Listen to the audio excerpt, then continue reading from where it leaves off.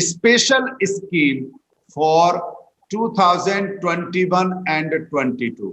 आपको ये ध्यान में करना है कि ये इस साल के लिए है।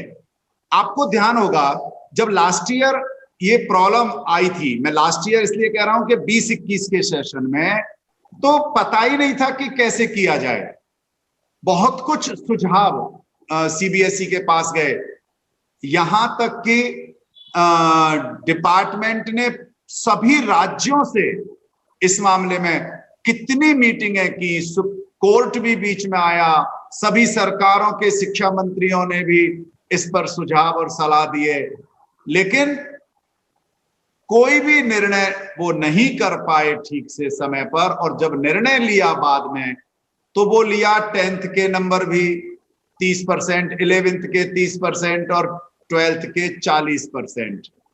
और 12th के 40% में भी केवल प्री बोर्ड नहीं था, उसमें पुराना यानी बच्चा कितना पूरे साल टीचर के साथ कनेक्ट रहा है, ये सारी चीजें उसमें शामिल की गई।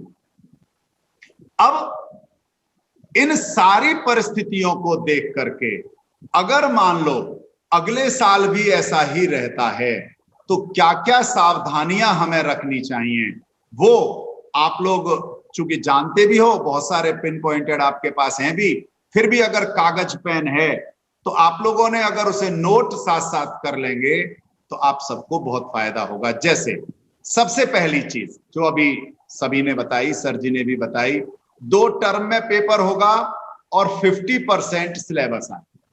बड़ा सिंपल है। अब इसके बारे में क्या निर्णय लिया गया है, वो निर्णय लिया गया है नीचे वाले दूसरे पैरा में कि ये आपको जुलाई 2021 यानी इस महीने के अंत तक आप इसको और देखो रेशनलाइज्ड। मैं इसलिए केवल आपको फोकस होकर के कुछ चीजें बताना चाहता हूं कि जो सिलेबस है आपका, वो सिलेबस क्या होगा। हालांकि देखो इन्होंने इशारा किया है, अगर आप ध्यान से देखो B point, syllabus for the board examination will be rationalised similar to that of the last academic session. यानी जैसा पिछले साल था लगभग वैसा ही रहेगा, उससे ज्यादा तो कम से कम नहीं होने वाला है ना। तो सिमिलर वर्ड मैथमेटिक्स के हो आप में से लगभग सभी वो समझ रहे होंगे कि उस जैसा ही रहने वाला है। लेकिन फाइनली जो नोटिफाइड है वो आपको जुलाई 21 में आ जाएगा। और क्यों आ जाएगा, क्योंकि 2 हिस्सों में सिलेबस आएगा। 50% एक हिस्सा और दूसरा 50% दूसरे टर्म के लिए। ये विशेष तौर पर जो रखा गया है ये इसमें है। इसके बाद आप सी पॉइंट, आप सबके लिए ये सी पॉइंट बहुत इंपॉर्टेंट है बेटा, इसको हल्के में मत लेना। मैं इसलिए सर्कुलर खोला है, आप सब वर्ड टू वर्ड समझें। अखबारों में अपने ढंग से डाटा आता है, हो सकता है मैं कुछ कह दूं कुछ और हो जाए, देवेंद्र जी कहें कुछ और कहें, आप कहीं तीसरे से सुने तो कुछ और सुने। लेकिन जो वर्ड टू वर्ड है, efforts will be made to make internal assessment, practical project work more credible। देखो ये है आपके लिए and valid। मोर शब्द का ध्यान कर लेना।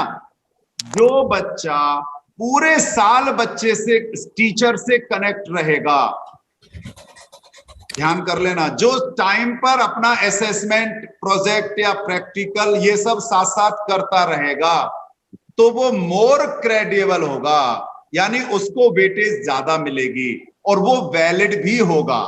यानी टीचर की और स्टूडेंट की कनेक्टिविटी बहुत मायने रखेगी।